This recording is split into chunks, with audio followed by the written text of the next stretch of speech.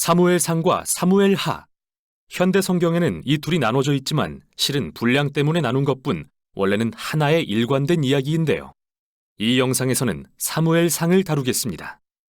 이스라엘은 이집트의 종살이에서 해방된 후 시내산에서 하나님과 언약을 맺고 마침내 약속의 땅으로 들어왔습니다.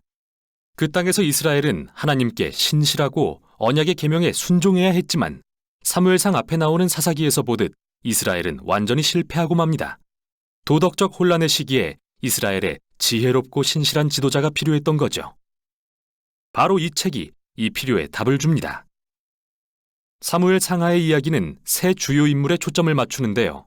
선지자 사무엘, 이 책의 이름이죠. 사울 왕, 그리고 다윗 왕입니다. 이 세 명은 이스라엘을 사사들이 치리하던 지파들로부터 다윗 왕이 예루살렘에서 다스리는 통일 왕국으로 전환시킵니다. 이 책은 흥미로운 구성으로 세 명의 이야기를 네 부분에 걸쳐 엮어 놓았습니다. 사무엘은 첫 부분의 핵심 인물로서 지도자 겸 선지자이고 이어지는 두 번째 부분, 사울 이야기에서도 중요한 역할을 맡습니다. 이 부분은 둘로 나뉘는데 처음은 사울의 집권과 실패, 다음은 그의 몰락과 비극적 죽음에 대한 이야기입니다. 그의 극적인 몰락은 다윗의 흥미진진한 집권 과정과 대조됩니다. 이후 다윗의 이야기도 둘로 나뉘는데요. 처음에 그는 성공 가도를 달리지만 이후 치명적인 실패를 저질러 자기 집안과 왕국을 서서히 무너뜨리고 말죠. 그리고 책은 전체 이야기를 회고하며 끝을 맺습니다. 그럼 이야기 속으로 들어가 볼까요? 첫 부분은 혼란의 사사시대가 배경이고 감동적인 이야기의 주인공인 한나라는 여인을 소개합니다. 한나는 아이를 가질 수 없어 오래 슬퍼했는데 하나님의 은혜로 마침내 사무엘이라는 아들을 갖게 됩니다.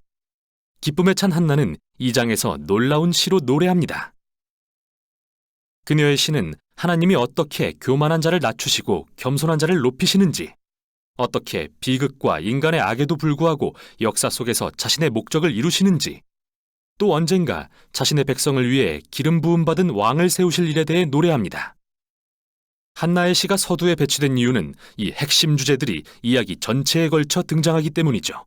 다음처럼요. 사무엘은 자라서 이스라엘 백성의 위대한 선지자 겸 지도자가 됩니다.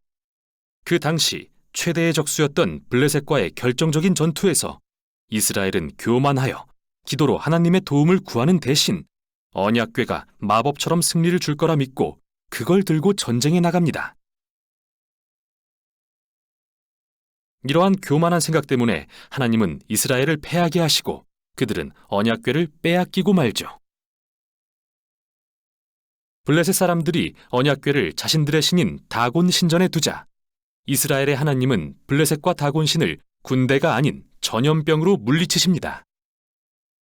질려버린 블레셋 사람들은 언약궤를 이스라엘로 돌려보냅니다. 이 짧은 이야기의 핵심은 이것입니다.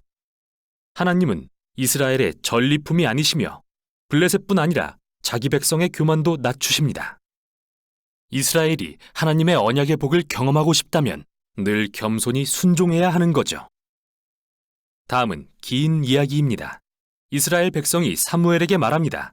우리도 다른 민족처럼 왕을 원한다. 우리에게 왕을 달라. 발끈한 사무엘이 하나님께 나아가 묻자 하나님은 그들의 동기는 잘못됐지만 그들이 왕을 원한다면 세워주라고 대답하십니다. 이렇게 해서 사울이 등장합니다.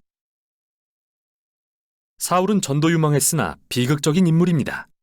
그는 키가 크고 잘생겼으며 왕이 되기에 완벽한 후보지만 심각한 성품의 결함을 갖고 있습니다.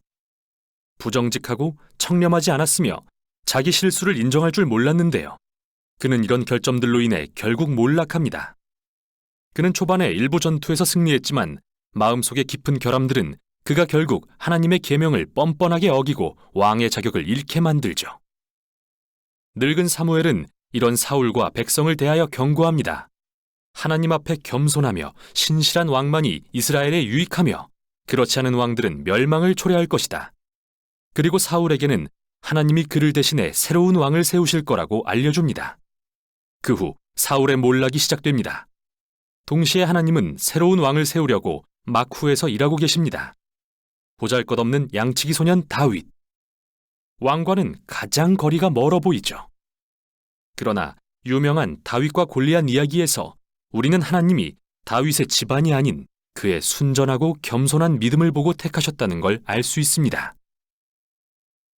이렇게 이 이야기는 한나의 시의 주제들과도 상통합니다. 교만한 사울과 골리앗은 낮추시고 겸손한 다윗은 높이시죠. 이때부터 사울은 서서히 미쳐가고 다윗은 권세를 얻기 시작합니다. 다윗은 사울의 군대장이 되어 싸우는 전투마다 승리하고 명성도 얻게 되죠. 그러자 사울은 질투심에 불타 다윗을 찾아내 죽이려고 쫓아다닙니다. 아무 잘못도 없는 다윗은 그저 광야로 도망다니며 기다릴 뿐이죠.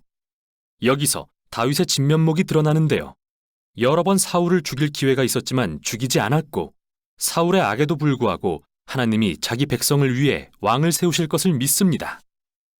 또 흥미로운 점은 시편의 수많은 다윗의 시가 바로 이 시기에 그의 삶과 연관되어 있는데 한결같이 이러한 믿음을 표현하고 있다는 겁니다. 결국 이 부분은 사울이 블레셋 전투에서 패하고 처참하게 죽는 장면으로 끝납니다. 사무엘상은 성경에서 가장 복잡하면서도 정교한 이야기들을 들려줍니다. 사울과 다윗이라는 인물을 매우 현실적으로 묘사한 것도 그들을 일종의 인물 연구처럼 제시해 독자들이 그 안에서 자신을 발견하게 하려는 의도죠.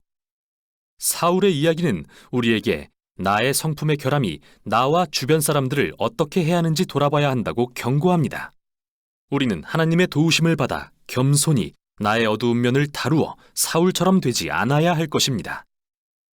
다윗은 반대로 인내하며 하나님의 시간을 기다린 본보기로 묘사됩니다.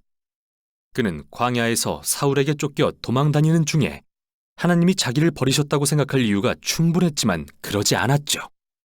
우리는 다윗의 이야기를 통해 하나님은 인간의 악에도 불구하고 교만한 자를 낮추고 겸손한 자를 높여 자신의 목적을 이루시는 분임을 신뢰하게 됩니다.